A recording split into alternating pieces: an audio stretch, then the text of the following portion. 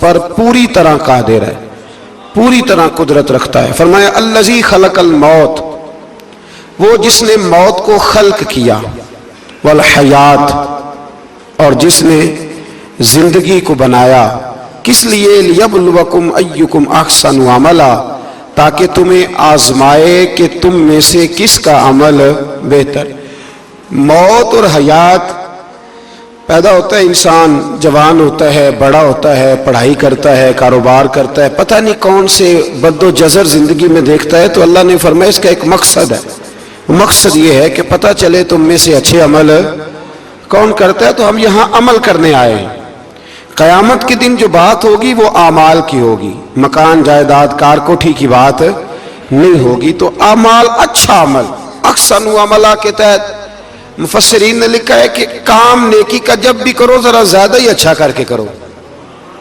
وضو کرو تو سونا کر کے کرو، نماز پڑھو تو ذرا آج گئے پڑھنی جو ہے تو اب ذرا سونی کر کے پڑھو۔ قرآن شریف کی تلاوت کرو تو ذرا پیاری کر کے، ذرا میں مدرسے کے بچوں کے ساتھ کبھی کبھی بیٹھتا ہوں، ان سے بڑا کچھ سیکھنے کو ملتا ہے، تو کبھی کوئی بات ان کو کہنے کا بھی موقع ملتا ہے، تو میں انہیں کہا کرتا ہوں کہ ہمارے بزرگ، میری اماں جی جب قرآن مجید کھولتی تھی نا، تو جو وہ رنگ تھا نا بزرگوں کا، حالانکہ وہ حدیثوں میں ہم نے نہیں دیکھا، لیکن وہ کبھی ہم جا کے کوئی بات کرتے تھے نا، تو تلاوت کے دوران تو وہ جلدی سے منہ پہ انگلی رکھتی تھی کہ چپ کرو میں قرآن پاک پڑھ رہی ہوں، اور پھر شریل کا غلاف، اور پھر اس غلاف کو علیحدہ چومنا، قرآن پاک کو علیحدہ چومنا، اور پھر اس کو ریل میں رکھنا، اور پھر کئی کر کے۔ تو ہم جو آج ہیں تو ہم اس عمل کو اتنا اچھا کر کے نہیں کرتے، بس ٹھیک ہے ہر وقت ہاتھ میں قرآن مجید رہتا ہے تو وہ رویہ نہیں، تو کام کرنا ہے تو اس کو کیا کریں؟ اچھا کر کے کریں، ذرا مزیدار کر کے کریں، عمل کریں تو ذرا بہترین عمل کریں۔ لیکن نبی کریم نے یہ نہیں فرمایا کہ میں تمہیں اخلاق سکھانے آیا ہوں، فرمایا میں اخلاق عالیہ کی تکمیل کرنے آیا ہوں، یعنی جو بڑا اخلاق ہے نا، احسن ترین عمل، اس کا میرے نبی پاک نے درس ارشاد فرمایا ہے۔ اس کا ایک صحابی نے پوچھا یا رسول اللہ صلی اللہ تعالی علیہ وسلم بہترین عمل کون سا ہے؟ بہترین عمل، تو حضور نے فرمایا بہترین عمل اس بندے کا ہے عمر لمبی ہو پر کام سارے ہی اچھے ہوں، یعنی تو احسن طریقے سے زندگی گزارے، اچھے طریقے سے تیرا وقت گزرے۔ تو عمل جب بھی کرے نا، دیکھے نا صدقہ اور خیرات کرنا ہے تو تانگ آ کے بھی تو کرنا ہی ہے نا، اور غریب کو 10 چکر گھر میں لگوا کے بھی تو کرنا ہی ہے نا، اس کو 6 دفعہ ڈانٹ کے بھی تو کرنا ہی ہے، تو کرنا ہے تو لہذا صحیح کر کے کر دو۔ مطلب وہ گھر میں خاتون خانہ نے کپڑوں کے لیے پیسے مانگ لیے تو 1.5 گھنٹے کے لیکچر کے بعد بھی تو دینے ہی ہے نا، کیا خیال ہے آپ کا؟ تو اگر وقت پہ دے دیے جائیں تو چلو معاملہ ذرا، یا تو نہ دیں بات ختم ہو گئی، تو اگر آپ نے 1.5 گھنٹے کے شدید احتجاج کے بعد بھی دینے ہی ہیں تو پھر یہ ہے کہ عمل کو اچھا کر کے کر لیں، ذرا اس میں خوبصورتی رہتی ہے۔ اللہ تعالیٰ سمجھنے کی توفیق عطا فرمائے۔ بڑے خوبصورت مضامین ہیں اس سورہ مبارکہ میں۔ آیت نمبر 19 میں اللہ نے فرمایا کہ کیا انہوں نے اپنے اوپر کبھی پر پھیلائے اور کبھی پر سمیٹے ہوئے پرندوں کو نہیں دیکھا؟ کیا تم نے کبھی دیکھا نہیں کچھ پرندے اوپر اٹھتے ہیں تو پر پھیلائے ہوتے ہیں اور کچھ نے پر سمیٹے ہوتے ہیں؟ تو فرمایا ان کو فضا میں رحمان کے علاوہ کو روک نہیں سکتا، صرف ایک رب رحمان ہے جس نے انہیں فضا میں، یار جہاز آپ نے دیکھا ہے اسے کون روکتا ہے؟ آپ یقین کریں کبھی اس پہ بیٹھا بندہ غور کرنے لگ جائے نا میں کہاں ہوں، تو ہو سکتا ہے پریشان ہو جائے، کون روک کے رکھتا ہے اسے؟ تو فرمایا یہ رب کی قدرت ہے، جہاں چاہے جس کو چاہے وہی کھڑا فرما دے، یہ اللہ تبارک و تعالیٰ کی قدرت ہے۔ آیت نمبر 20 میں اللہ کی مدد کرنے اور رزق عطا کرنے کا بیان ہے کہ اللہ مدد بھی کرتا ہے تمہاری اور تمہیں رزق بھی عطا کرتا ہے۔ آیت نمبر 23 میں فرمایا کہ اللہ وہ ہے جس نے تمہیں پیدا کیا، تمہیں سننے، دیکھنے اور سمجھنے کی صلاحیتیں عطا کی، مگر بندے بڑے کم ہیں، بڑے کم بندے ہیں جو اللہ کی نعمتوں کا شکر ادا کرتے ہیں۔ یہ سوچنے سمجھنے کی صلاحیت آپ کے خیال میں چھوٹی نعمت ہے؟ بہت بڑی نعمت ہے۔ آپ یقین کریں بعض لوگوں کے پاس سارا کچھ ہوتا ہے لیکن شعور کی دولت نہیں ہوتی، تو یہ بہت بڑی نعمت ہے، اس کا بھی اللہ کی بارگاہ میں شکر ادا کیا کریں۔ جب اللہ کو عقل شعور دے دے تو دوسروں کو بیوقوف سمجھنے کی بجائے نا اس نعمت پر اللہ کا شکر ادا۔ آگے سورہ قلم ہے۔ اس سورہ مبارکہ کے اندر اللہ تبارک و تعالی نے نا قسمیں ارشاد فرمائیں اور قسم کھا کے کہا کہ محبوب آپ کوئی مجنون نہیں، آپ کو دیوانے نہیں، یقیناً آپ کے لیے ایسا اجر ہے جو کبھی ختم نہیں ہوگا۔ اور پھر فرمایا وَإِنَّكَ لَعَلَىٰ خُلُقٍ عَظِيمٍ، محبوب جتنے عظیم الشان اخلاق تھے نا ان سب کا ہم نے آپ کو مالک بنا دیا ہے۔ یہ اعلیٰ لفظ اصطلاح ہے، قبضے کے معنی میں آتا ہے عربی میں۔ فرمایا ہم نے آپ کو اخلاق عالیہ کا مالک بنا، جتنے اچھے اخلاق ہیں ان سب کا اللہ نے نبی پاک کو مالک۔ اور سب مفسرین نے بڑا کچھ لکھا، پر بریلی کے امام نے ایک جملہ لکھا تو بڑا ہی شاندار لکھا۔ اعلیٰ حضرت فرمانے لگے کہ اخلاق یہ نہیں کہ جو کام اچھا تھا وہ نبی کریم نے کیا ہے، بلکہ فرماتے ہیں جس جس کو حضور نے کر دیا وہ اچھا ہو گیا، جس جس کو حضور نے کر دیا وہ اچھا۔ فرماتے رسول کریم کا مسکرانا بھی اچھا ہی ہے، اور کبھی دین کی مخالفوں پر ناراض ہونا بھی اچھا ہی ہے۔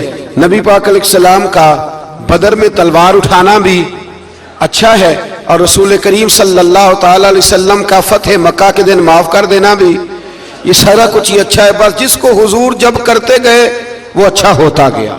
اور حضرت عائشہ صدیقہ رضی اللہ تعالیٰ عنہ سے جب کسی نے پوچھا تھا کہ بتائیے نبی کریم علیہ الصلوۃ والسلام کے اخلاق عالیہ کیسے تھے، تو حضرت عائشہ صدیقہ کہنے لگی تم نے قرآن نہیں پڑھا؟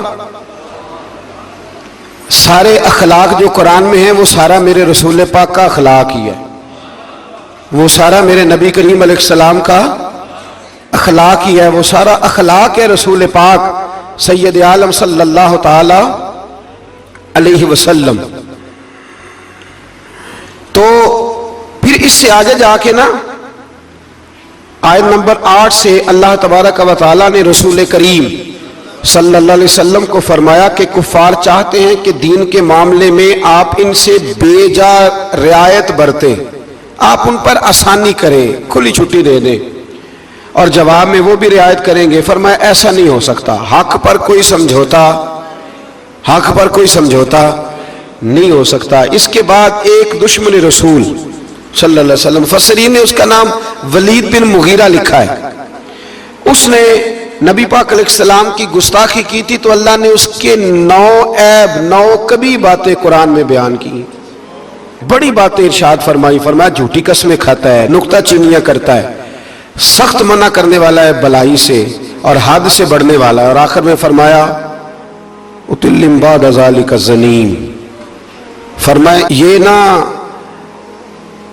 ہے ہی بد اصل، اس کی اصل میں ہی مسئلہ ہے۔ یہ کتنی سخت بات ہے، جب نبی کریم کے بے ادب کی بات ہوتی ہے تو پھر باتیں سخت ہی ہوتی ہیں۔ یہ قرآن مجید نے سخت باتیں فرمایا کہ یہ اس کی اصل میں مسئلہ ہے محبوب۔ اس نے ایک بات کی تو اللہ کریم نے 9 اس کی کبھی اوصاف بیان فرمائے، اس لیے اعلیٰ حضرت نے کہا تھا دشمن احمد پہ شدت کیجئے، دشمن احمد پہ شدت کیجئے، ملحدوں سے کیا مروت کیجئے، شرک ٹھہرے جس میں تعظیم حبیب، اس برے مذہب پہ لعنت کیجئے، اس برے مذہب پہ لعنت کیجئے، اور جو نہ بھولا ہم غریبوں کو رضا، ذکر اس کا اپنی عادت کیجئے۔ آگے پھر سورۃ الحاقہ، اس سورہ مبارکہ کے شروع میں قیامت کے حق اور یقینی ہونے کو بیان کیا گیا ہے، پھر قوم سمود اور قوم عاد اور فرعون پر نازل ہونے والے عذاب کا ذکر ہے۔ یہ سارے مضامین پہلے بیان ہو چکے ہیں نا جی، ماشاءاللہ تفصیل سے ہم سن چکے ہیں، قوم عاد، قوم سمود، ان سب کے بارے میں اس سورہ مبارکہ میں اللہ نے بیان فرمایا۔ اسی سورہ کی آیت نمبر 19 سے بتایا کہ قیامت میں جس کے نامہ اعمال اس کے دائیں ہاتھ میں دیا جائے گا، یہ اس کے سرخرو ہونے کی علامت ہوگی۔ جس کے سیدھے ہاتھ میں نامہ اعمال دیا جائے گا مطلب ہوگا کہ کامیاب ہو گیا، اور وہ افتخار کے ساتھ لوگوں سے کہے گا، بڑے فخر کے ساتھ کہے گا کہ آؤ میرا نامہ اعمال پڑھو۔ اس کے برعکس جس کا نامہ اعمال اس کے بائیں ہاتھ میں دیا جائے گا، یہ اس کی رسوائی کی علامت ہوگی، اس کی رسوائی کی علامت ہوگی، اور وہ کہے گا کاش میرا نامہ اعمال دیا ہی نہ جاتا۔ اور موت کے ساتھ ہی میرا قصہ ہمیشہ کے لیے ختم ہو چکا ہوتا، جس کا بھی نامہ اعمال سیدھے ہاتھ میں۔ ہمارے بزرگ فرماتے ہیں کہ سیدھے ہاتھ سے لینا دینا حضور کی سنت ہے، کوشش کریں لیں بھی سیدھے ہاتھ سے، دیں بھی، کھائیں بھی سیدھے ہاتھ سے۔ فرماتے ہیں عادت ہی سیدھے ہاتھ کی بنا لو، جب قیامت میں فرشتے نامہ اعمال دینے لگے تو عادت ہی سیدھے ہاتھ کی ہو، عادت ہی سیدھے ہاتھ کی ہو، عادت، اور سیدھے ہاتھ سے لیں، سیدھے ہاتھ سے ہی دیں۔ قیامت میں جس کا نامہ اعمال سیدھے ہاتھ میں دیا جائے گا سمجھیے وہ کامیاب ہوا۔ اور جب جس بچے کی فرسٹ پوزیشن آئی ہوتی ہے نا، وہ رزلٹ کارڈ سارے محلے کو دکھاتا ہے، اور جو فیل ہو جاتا ہے وہ ابا جی کو بھی نہیں دکھاتا، وہ کہتا ہے کہ وہ ابھی آیا نہیں، ملا نہیں۔ قیامت کے دن بھی جو کامیاب ہوں گے نا وہ دنیا کو بتائیں گے کہ اللہ نے فضل کر دیا، اور جو ناکام ہوں منہ چھپاتے پھریں گے۔ اللہ ہمیں پردہ پوشی عطا فرمائے۔ پھر آگے سورۃ المعارج ہے۔ اس سورت کے شروع میں ہی عذاب قیامت کا ایک بار پھر بیان ہے کہ حشر کا ایک دن 50,000 سال کے برابر ہوگا، آسمان پگھلے ہوئے تانبے کی طرح ہو جائے گا، اور پہاڑ دھنی ہوئی رنگین اون کی طرح ہو جائیں گے، کوئی کسی کا پرسان حال نہ ہوگا۔ اس وقت مجرم یہ تمنا کریں گے کہ بیوی بھائی رشتہ دار، بیوی بھائی رشتہ دار اور تمام اہل زمین سب کو اپنا فدیہ دے کے اپنی جان چھڑا لیں، سب کو دھونس دے آگ میں لیکن اپنی جان چھڑا لیں۔ اس دن انسان کا یہ حال ہوگا۔ یہ جو کچھ لوگ، میں نے پہلے بھی کہا تھا کہ کچھ لوگ نا مذاق اڑاتے ہیں قیامت کے عذاب کا، قبر کے عذاب کا، یہ بات درست نہیں ہے۔ دیکھیں نا کہ اللہ تعالیٰ نے قرآن مجید کی واضح آیات میں عذاب کا ذکر فرمایا ہے۔ کیوں فرمایا ہے؟ کہ لوگ اس عذاب سے ڈرے، اس سے بچنے کے لیے تیاری کریں، یہ بیان فرمایا۔ اب یہاں لوگ مذاق اڑاتے ہیں معاذ اللہ تعالیٰ، کہتے ہیں دیکھو جی فلاں مولانا کہہ رہے تھے بچھو آئیں گے تو یہ ہوگا۔ خدا کے بندو، مولانا کون ہوتے ہیں؟ مولانا کون ہوتے ہیں یہ بات کرنے والے؟ یہ تو حدیثوں میں آئی، قرآن مجید کی آیات میں آئی۔ آپ مذاق نہیں اڑائیں بلکہ کوشش کریں کہ اللہ تبارک و تعالی ہمیں سمجھنے کی توفیق عطا فرمائے۔ پھر آیت نمبر 19 سے انسان کے کم حوصلہ ہونے، مصیبت کے وقت گھبرا جانے اور نفع پہنچنے کی صورت میں بخل کرنے کا ذکر ہے۔ فرمایا بڑے کم حوصلے والا ہے، مصیبت کے وقت گھبرا جاتا ہے، اور اگر اسے ہم نفع دیں نا تو جب نفع ملے تو چاہیے تو نا سخاوت کرتا، تو اس وقت کیا کرتا ہے؟ بخل کرتا ہے، کنجوسی کرتا ہے۔ اللہ فرما رہا ہے، نبی پاک علیہ الصلوۃ والسلام نے فرمایا یہ جو سخی ہوتا ہے نا، فرمایا یہ سخی بندوں کے دل کے قریب بھی ہوتا ہے، اللہ کے قریب بھی ہوتا ہے، اور جنت کے قریب بھی ہوتا ہے۔ اور فرمایا یہ جو بخیل ہوتا ہے نا، بخیل، یہ بندوں سے بھی دور ہی ہوتا ہے، بندوں سے بھی دور ہے، جنت سے بھی دور ہے، اور اللہ تبارک و تعالیٰ کے قرب سے بھی دور ہے۔ اور حضور فرماتے ہیں جب صبح سورج طلوع ہوتا ہے تو فرشتہ دعا کرتا ہے اللہ سخی کو زیادہ عطا فرما، اور کہتا ہے یا اللہ جو کنجوسی کرے نا اس سے روک لے، اسے نہ دے، اس لیے کہ جب وہ نہیں دے رہا۔ بڑی خوبصورت مثال علامہ اسماعیل حقی نے لکھی ہے۔ آپ فرماتے ہیں کنویں سے سارا پانی ختم ہو جائے تو نیچے سے تازہ آ جاتا ہے، اور اگر پانی ختم نہ ہو اندر ہی پڑا رہے تو باسی ہو جاتا ہے۔ تو ایسا ہونا چاہیے کہ ایک دفعہ سارا پانی ختم، میں آپ کو سارا مال صدقہ کرنے کو نہیں کہہ رہا، لیکن حضرت ابوبکر صدیق نے کئی دفعہ یہ کام کیا، ہجرت کی رات بھی سارے پیسے ہی لے گئے، تبوک کے دن بھی سارے پیسے خرچ کر دیے، حضور نے اعلان کیا تو سارے پیسے ہی۔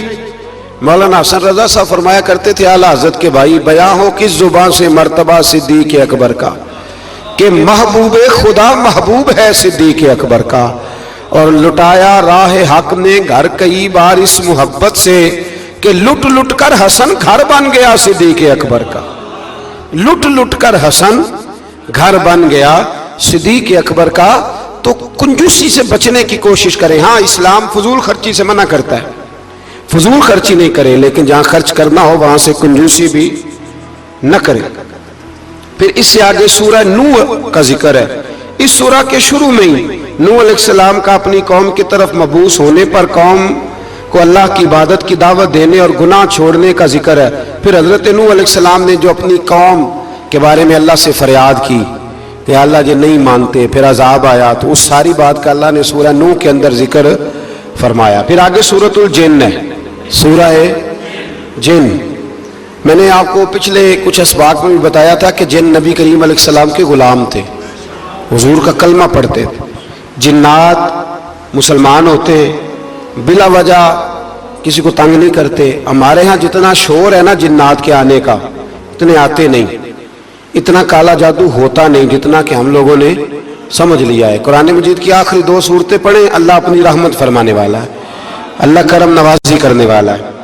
اس صورت میں اس امر کا بیان ہوا ہے کہ جنات جو تھے وہ عالم بالا میں خبروں کی سن غم کے لیے، خبریں تلاش کرنے کے لیے جایا کرتے تھے، مگر اب وہ وقت آ گیا ہے کہ عالم بالا میں ان کا داخلہ بند کر دیا گیا ہے۔ ایک وقت تھا کہ جنات خبریں سننے گننے کے لیے چلے جاتے تھے، اب ان کا داخلہ اب وہاں کی خبریں بتا سکتے، یعنی کوئی بابا جی اگر کہہ دینا کہ مجھے جن نے بتایا ہے کہ تیری اتنی روزی ہے، اتنی باندھ ہے، تب تو مر جائے گا، تو یہ بات اس لیے درست نہیں کہ اب جنوں کا وہاں جانا ویسے ہی بند ہو گیا۔ تو اب بابا جی تو آپ کو پتہ ہے نا، یہ بھی کہہ دیتے ہیں اللہ ماشاءاللہ کہ وہ چیزیں پیسے مانگتی ہیں، یعنی بڑی بڑی عجیب فلسفے کے ساتھ نا وہ چیزیں پیسے مانگتی ہیں۔ تو میں نے کہا مطلب چیزوں کا پیسے مانگنا تو سمجھ میں نہیں آتا، یا پھر کوئی ایسی بات بتا دی جاتی ہے کہ جس سے وہ پیسے دینے والا ماحول بن جاتا ہے۔ تو فرمایا اب ان کا وہاں جانا بند ہے، اور جو بھی جاتا ہے محافظ ان کا راستہ روک لیتے ہیں، اور آگ کے گولے ان پر برسائے جاتے ہیں اگر آسمانوں پر جانے کی جن کوشش کریں۔ جنات نے مشورہ کیا کہ پورے روئے زمین کا جائزہ لے کے دیکھیں آخر یہ سارا منظر کیوں تبدیل ہو گیا، تو ضرور کوئی بڑی تبدیلی آئی ہے۔ حضرت ابن عباس رضی اللہ تعالیٰ عنہ نے بیان کیا کہ ان کی ایک جماعت مکے کی طرف گئی، اور وہاں نبی پاک علیہ السلام عکاظ کے بازار میں اپنے اصحاب کو صبح کی نماز پڑھا رہے تھے۔ انہوں نے یہ قرآن سنا، اور پھر جن جا کے دوسروں کو کہنے لگے کہ ایسا قرآن سن کے آئے ہیں کہ جیسا کبھی نہیں سنا۔ تو آؤ پھر محبوب کریم کی بارگاہ میں چلتے ہیں، خود بھی مسلمان ہوئے اور اپنی قوم کو بھی اسلام کی دعوت دی۔ اس کی آیت نمبر 26 میں اللہ تبارک و تعالیٰ نے فرمایا، یہ سورہ جن جو ہے نا، اس کی آیت نمبر 26 اللہ کریم نے ارشاد فرمایا، عالم الغیب فلا یظہر علی غیبہ احدا، فرمایا غیب کا جاننے والا اپنے غیب پر کسی کو مطلع نہیں کرتا، غیب کا جاننے والا آگاہ نہیں کرتا اپنے غیب پر کسی کو بھی۔ آگے فرمایا الا من ارتضی من رسول، لیکن اپنے رسولوں میں سے جس کو پسند کرتا ہے اس کام کے لیے چن لیتا ہے۔ کسی عام بندے کو غیب پر مطلع، یہ آیت نمبر 26 میں نے کتنی دفعہ یاد کرائی آپ کو؟ تو بھئی عقائد جو ہوتے ہیں وہ جب سے ہم قرآن مجید پڑھ رہے ہیں جگہ جگہ عقائد آئے ہیں اہل سنت کے، جگہ جگہ آئے ہیں، تو آپ سمجھے نا کہ یہ عقیدہ جو ہوتا ہے یہ شعر سے ثابت نہیں ہوتا، یہ قرآن حدیث سے ثابت ہوتا ہے۔ شعر تو ایک ذوق کا نام ہے۔ تو فرمایا عام آدمی کو اللہ غیب پر اطلاع نہیں دیتا، پر اپنے رسولوں میں سے جس کو چاہتا ہے اس کام کے لیے چن لیتا ہے۔ تو بتائیے نبی پاک سے بڑھ کے بھی اللہ کسی کو چاہتا ہے؟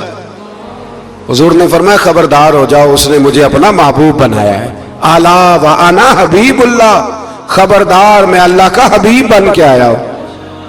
تو علم غیب اللہ نے اپنے رسول کو دیا، اور اس کی برکت سے نبی کریم علیہ السلام نے دین کا بہت سارا کام کیا۔ حبیب کریم علیہ السلام نے بہت ساری باتیں، اور بہت سارے ایسے لوگ ہیں جو صرف حضور کا غیب دیکھ کے ایمان لائے، یعنی ایمان ہی غیب دیکھ کے لائے۔ خود حضرت عباس نبی کریم کے چچا، وہ جب بدر کے لیے آنے لگے نا، وہ آنا اس وقت بھی نہیں چاہ رہے تھے، پر قبیلے اور برادری نے مجبور کر کے انہیں ساتھ تیار کیا۔ وہ آئے نا تو جو گھر میں سونا پڑا تھا نا وہ ایک جگہ پہ چھوڑ آئے، اپنی بیوی کو کہنے لگے کہ میں آ گیا تو نکال لوں گا، اور اگر میں قتل کر دیا گیا تو تو نا نکال کے بچوں پہ خرچ کر دینا۔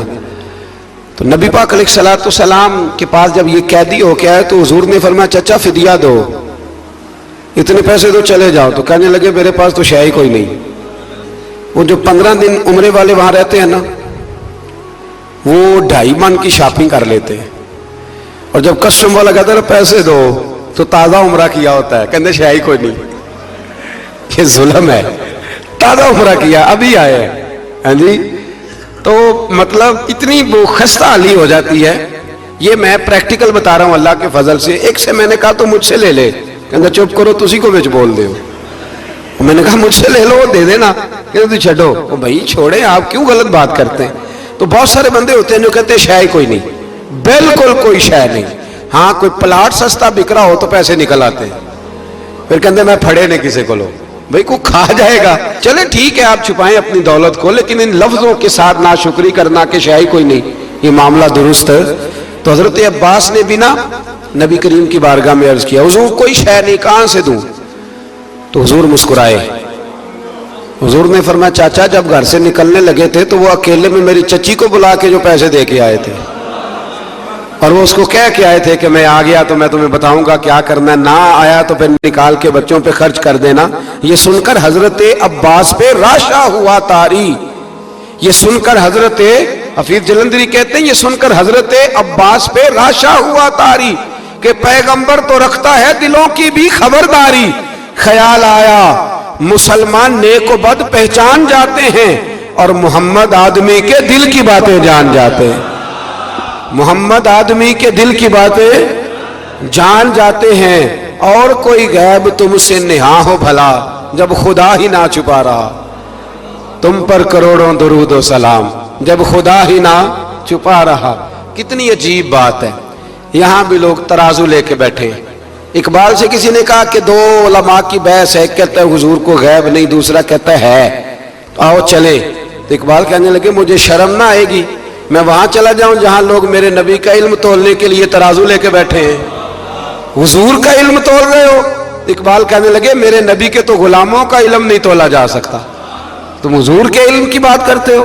یہ تھوڑا سوچ سمجھ کے بات کرنی چاہیے. اور نص قطعی ہے قرآن پاک کی. ایک دن سجا لیا تھا میرے نبی پاک نے ممبر, فرمایا پوچھ لو پھر جو پوچھنا ہے پوچھو. تو حضرت عمر جیسے لوگ اٹھ کے کھڑے ہو گئے, کہا یا رسول اللہ ہم اللہ کے رب ہونے پہ راضی ہیں, آپ کے رسول ہونے پہ راضی ہیں, اسلام کے دین ہونے پہ حضور ہم بڑے راضی ہیں, ہم بڑے راضی. اس لیے یہ تو ایسا مسئلہ ہے کہ اس مسئلے کو دیکھ دیکھ کے لوگ مسلمان ہوئے. تو حضرت عباس کو جب حضور نے ساری بات بتائی نا, تو حضرت عباس کہنے لگے فدیہ مرضی کا لے لینا پر پہلے مجھے کلمہ پڑھاؤ.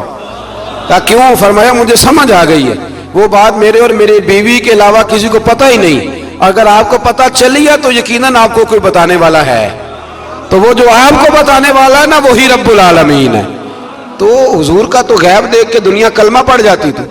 اس پر بڑی تفصیل سے میں نے ایک دفعہ بات کی تھی, موقع ملا تو وہ ساری روایات ایک جگہ کسی وقت جمع کریں گے انشاءاللہ تعالی, اور آپ کو عرض کریں گے کہ وہ کیا خوبصورت ماجرا ہے. اور اب تو الحمدللہ ایک اور آسانی بھی ہو گئی ہے.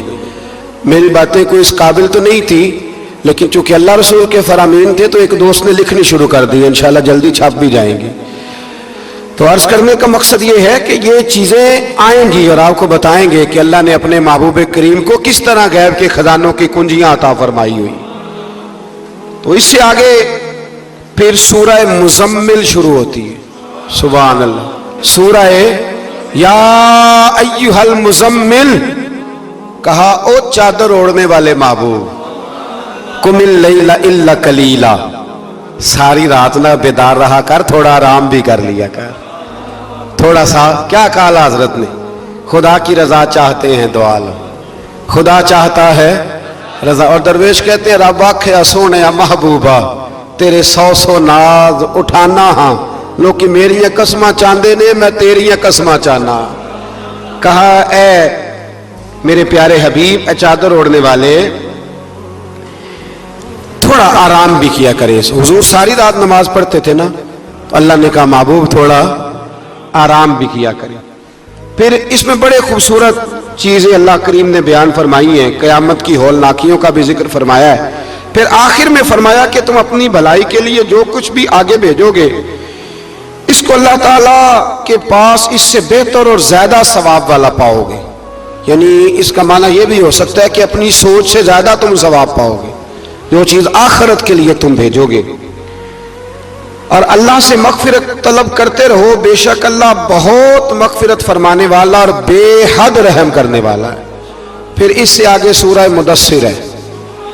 مزمل کے فوراً بعد سورہ मुदस्सिर, इस सूरह मुबारका में बड़ा खूबसूरत अंदाज है। या अय्युहल मुदस्सिर, ए चादर ओढ़ने वाले, कुम फअंज़िर, उठिए और लोगों को डराइए। उठिए, आप पैगाम दीजिए, उठिए लोगों को डराइए। उठ बांध कमर क्यों डरता है, फिर देख खुदा क्या करता है। आप उठिए। इस सूरत में अल्लाह ताला ने आपको शान महबूबी के साथ खिताब करते हुए फरमाया, चादर ओढ़ने वाले उठिए और लोगों को अल्लाह के अजाब से डराइए और अपने रब की किबरियाई का ऐलान फरमाइए। बताइए कि आपका रब कितना बड़ा है। आयत नंबर 42 में फरमाया, जहन्नमियों से पूछा जाएगा तुम्हारे जहन्नम में जाने का सबब क्या बना। ये सूरह मुदस्सिर की आयत नंबर 42 42, चलो बता लिया आखिरी ने। आयत नंबर 42, जहन्नमियों से पूछा जाएगा जहन्नम में आए हो तो सबब क्या बना। तो वो पहला सबब बताएंगे कि हम नमाज पढ़ने वालों में से ना थे। पहला सबब दोज़ख में जाने का नमाज ना पढ़ना है। रमजान के बाद भी पढ़ेंगे इंशाअल्लाह, और ईद वाले दिन भी पूरी 5 पढ़नी है इंशाअल्लाह, पूरी 5। ये नए कपड़े लोगों को बाद में दिखाना, पहले सवेरे पहन के ना रब की बारगाह में जाओ। सवेरे पहन के ना, अल्लामा अब्दुल सत्तार खान न्याजी, अल्लामा न्याजी, मैं जब उनके मज़ार पे जाता हूं ना, मियाँ वाली जाने का जब मौका मिलता है, तो मैं ना खड़ा होता हूं। आप यकीन करें, उस बंदे की कब्र पे खड़े होके भी जज्बा ही मिलता है। क्या बंदा था वो ना, पगड़ी बांधते थे बड़ी। हमारे बरेली शरीफ के बुजुर्ग भी ना वो पगड़ी बांधते शिमले वाली। चले आज बात आ गया तो उसकी भी मैं हिकमत बता दूं। वहां ना सिख भी पगड़ी बांधते, तो कपड़ा भी अक्सर एक जैसा ही उनके लिए आता, तो मुसलमान भी खरीद लेते थे। तो वो सिख जो होता है ना, वो शिमला नहीं निकालता, तो उससे फर्क करने के लिए वहां के मशाइख ने ना शिमला निकालना शुरू किया। तो मैं शादी बांधा करता था, तो एक दफा मुझे हजरत मुफ्ती तहसीन रजा साहब रहमतुल्लाह ताला अलैह फरमाने लगे शिमले वाली बांधा करो। तो मैंने कहा हुजूर अब छोटे लोगों को तो अच्छी नहीं ना लगती। तो फरमाने लगे लोगों को थोड़ी दिखानी है, ये तो रसूलुल्लाह की सुन्नत है, तो आप शिमले वाली बांधे। जब हम जो कह रहे हैं, तो मैं भी अक्सर वो पगड़ी बांधता हूँ, और कभी बहुत बड़ी बांधते थे। तो अल्लामा न्याजी पगड़ी बांधते थे, तो जिन लोगों ने देखा बड़ी ऊंची होती थी, और बड़ी ऊंची पगड़ी, और हाथ में छड़ी होती थी, और कभी वो तकरीर करते थे तो जमीन पे लगाते थे, तो पता चलता था कि मर्द बात कर रहा है। और अल्लामा इकबाल के डायरेक्ट शागिर्द थे अल्लामा अब्दुल सत्तार न्याजी, शागिर्द। वो मदीना शरीफ जाने लगे ना, तो किसी ने उनसे कहा न्याजी साहब ये पगड़ी उतार के जाओ, ये पगड़ी उतार के जाओ। तो अल्लामा न्याजी साहब फरमाने लगे क्यों उतार के जाऊं, पहन के जाऊंगा। जब हुजूर की बारगाह में न्याजी का सर झुकेगा तो शिमला भी झुकेगा, और दुनिया को पता चलेगा जिसका सर कभी कहीं नहीं ना झुकता, इस रोजे पे आके उसकी गर्दन भी झुक जाया करती। इसलिए साथ लेके जानी है पगड़ी, ताकि लोगों को पता चले। तो आप नए कपड़े पहन के ना कभी साज संवर के मस्जिद भी जाया करें, खूबसूरत हो के। कुरान मजीद ने कहा गालिबन नामे पारे में है कि नमाज के वक्त जीनत इख्तियार करो, अच्छे बन के। तो नए कपड़े पहन के ना ईद वाले दिन 5 नमाजें पाबंदी से पढ़नी है इंशाअल्लाह ताला। ये राशि देखना है इंशाअल्लाह ताला, पता चलेगा कि रमजान के रोजों ने असर किया हमारे ऊपर। तो जहन्नमियों से पूछा जाएगा दोज़ख में आने का सबब क्या बना, तो कहेंगे हम नमाज पढ़ने वालों में से ना थे। और दूसरी बात ये कहेंगे कि हम मिस्कीन को खाना नहीं खिलाते थे। दोज़ख में जाने का दूसरा सबब कि तौफीक के बावजूद लोग मिस्कीनों का ख्याल नहीं रखते। और तीसरी बात वो ये कहेंगे कि हम लगव कामों में मशगूल रहते थे। लगव काम, बेहुदा काम उसको कहते हैं जिसका फायदा कोई नहीं। ये बड़े बड़े सियाने लोग गेमें खेलते, सियाने लोग, अक्लमंद लोग। तो ये जहन्नम में जाने का तीसरा सबब कुरान ने बयान किया। लगवियात, फट्टे पे बैठ गए, फजूल बात शुरू कर दी। भाई इससे बेहतर था तो कुरान मजीद की तिलावत करता। ऐसे ही बिला वजह लगवियात हैं ये सारी। मैं मना नहीं करता खाना खाने के लिए कभी जरूर जाएं, लेकिन ये माहौल ही बना लेना कि आज तुझे पार्टी है तो कल मुझे पार्टी है तो परसों उसको पार्टी है। तो ये शुगल मेला हर वक्त का, मुसलमान के पास तो इतना वक्त ही नहीं। एक दोस्त मुझे कहने लगे कि मैं आजकल बड़ा बोर हो रहा हूं। तो मैंने कहा तो असल में फारग है, वरना हमारे पास तो टाइम ही कोई नहीं बोर होने का। बंदा मतलब को फुर्सत मिले तो बोर हो ना, पता नहीं कहां से लोग टाइम निकाल लेते, अब बोर भी हो लेते। तो आप फारिग लगवियात से बचे। लगव काम करना जहन्नुम में जाने का तीसरा सबब है। ये कुरान मजीद ने इस सूरह मुबारका की आयत नंबर 42 में इरशाद फरमाया। اور चौथे नंबर पर कहेंगे हम क़यामत के दिन को झुटलाते थे कि मौत हमारे सर पे आ गई। ये 4 काम है जो जहन्नम में जाने का सबब बनेंगे। नमाज ना पढ़ना, पहला काम मिस्कीन को खाना न खिलाना, और तीसरा लगव और फजूल कामों में मशगूल रहना, बिल्कुल किसी कोई फायदा ही नहीं वो काम करते रहना, बिल्कुल बेमाना बेमकसद काम करना। और चौथे नंबर पे कहेंगे कि हम क़यामत के दिन को, आज भी कुछ लोग कह देते हैं कि मरेंगे तो देखी जाएगी, मसलन क्या देख लेंगे आप, इतनी बड़ी जरूरत, इतनी बड़ी, अल्लाह ताला हमें समझने की तौफीक अता फरमाए। सूरतुल क़यामा शुरू हो जाती है जी इससे आगे। इस सूरह मुबारका के अंदर अल्लाह तबारक व तआला ने इन लोगों के बारे में जो आखिरत के मुनकर हैं, अल्लाह ताला ने कसम जिक्र फरमा के इरशाद फरमाया, क्या इंसान ने ये गुमान कर रखा है कि हम मरने के बाद इसकी हड्डियों को जमा नहीं करेंगे? क्यों नहीं, हम इस बात पर कादर हैं कि इनकी उंगलियों के पोरे जैसे पहले थे वैसे ही बना देंगे, यानी उंगलियां तक तुम्हारी जमा कर ली जाएंगी, उंगलियां तक। क़यामत के दिन तुम्हें किसी की कब्र खुली तो उसको देखा कि हड्डियों का पिंजर बन गया, लेकिन अल्लाह उसे भी क़यामत में जमा फरमाएगा दोबारा से। और वो मिसाल में तीसरे चौथे पारे में दे चुका हूं, जब हजरत इब्राहीम अलैहिस्सलाम ने जानवरों का, परिंदों का कीमा करके रखा था और कहा पुकारिए, तो वो सारे अपने परों पर दौड़ते हुए हाजिर हो गए थे। आगे सूरह दहर शुरू होती है। सूरह दहर ये 29वां पारा है, और इसमें सूरतें अगरचे छोटी छोटी हैं पर क्या बात है सब सूरतों की। हर सूरह मुबारका बड़ी अपने अंदर इम्तियाजी शान रखती है। सूरह दहर में फरमाया हल अता अलल इंसानीहीनुम मिनद्दहर लम यकुन शैय्यम मज़कूरा, फरमाया बेशक गुजरा है इंसान पर जमाना एक ऐसा कि जब वो कोई काबिल जिक्र चीज नहीं था। एक वक़्त था कि जब कोई इसका जिक्र था कि नहीं, वो वक़्त भी जब ना नाम था ना वल्दियत थी। फिर दुनिया में आके लोग समझते हैं कि मैं उठता हूं तो जमाना उठता है, मैं बैठता हूं तो जमाना मेरी वजह से निजाम चलता है। तो अल्लाह फरमाते हीन मिनद्दहर लम यकुन शैय्यम मज़कूरा, तेरा तो जिक्र ही कोई नहीं था, तो जानता ही कोई नहीं था, ये तो रब ने तुझे पैदा किया है। तो अब तू समझता है कि मैं कोई चीज हूं। बड़े बड़े लोगों की कब्रों पे जाओ, कोई पूछने वाला नहीं, कोई नहीं। वो जो कह देते थे तो कानून बनता था, कानून जिनके साइन करने से लोग फांसी से बच भी जाते थे और फांसी लग भी जाते थे। आज उनका जानने पहचानने वाला कोई नहीं। तो इंसान ना भूल जाता है, भूल जाता है। एक दौर वो भी होता है, एक दौर वो भी होता है जब बस में बैठने को जगह कोई नहीं देता, और एक दौर वो भी होता है कि दर्जनों कारें लेके लोग गलियों में खड़े होते हैं। इंसान को सारे वक्त याद रखने चाहिए, इसे भूलना। हुजूर अलैहिस्सलाम अक्सर फरमाया करते थे कि मैं तो उस माँ का बेटा हूं जो गोश्त के खुश्क टुकड़े खा के भी गुजारा कर लेती थी, गोश्त के खुश्क टुकड़े खा के भी गुजारा कर लेती थी। और हजरत उमर फारूक की जुबान पर यह जुमला सारी उम्र रहा कि मैं ऊंट चराने वाले का बेटा हूं, यानी सारी जिंदगी रहा। लोग भूल जाते, भूल जाते। महमूद गजनवी ने अय्याज को बड़ा नवाजा।